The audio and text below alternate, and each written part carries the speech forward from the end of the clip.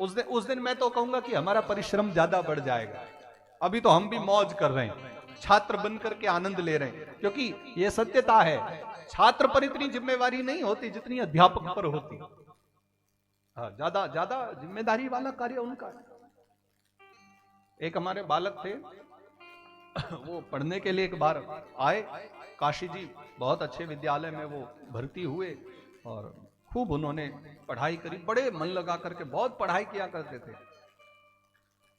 तो एक बार वो बीच में अवकाश में घर आए तो उनके पिताजी ने पूछा कि बेटा क्या कर रहे हो, पढ़ाई कैसी चल रही है? तो बोले कुछ नहीं, गुरुजी को पढ़ा रहा हूं। ऐसा कहा उन्होंने।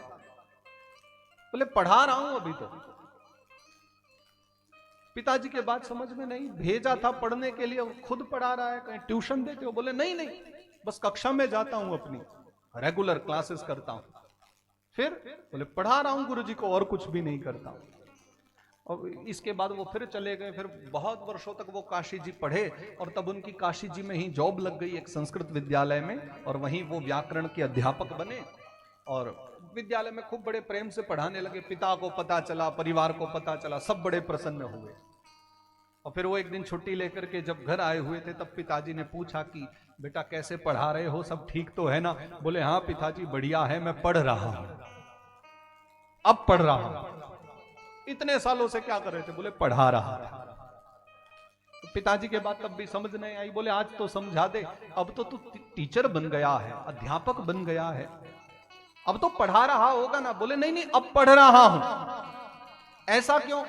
बोले जब हम पढ़ा करते थे ना तो कई बार हम प्रश्न करते रहते थे और हमारे मन में बहुत शंका होती थी, तो हमारे चक्कर में बेचारे गुरुजी को बहुत पढ़ना पड़ता था, इसलिए मैंने कहा था कि गुरुजी को पढ़ा रहा हूं।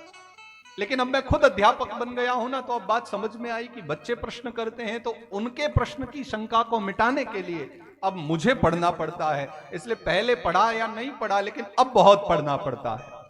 अब रात रात भर पुस्तकें खोल करके बैठता हूं। इसलिए पहले पढ़ा रहा था गुरुजी को, और हम बच्चों की वजह से गुरुजी पढ़ते थे।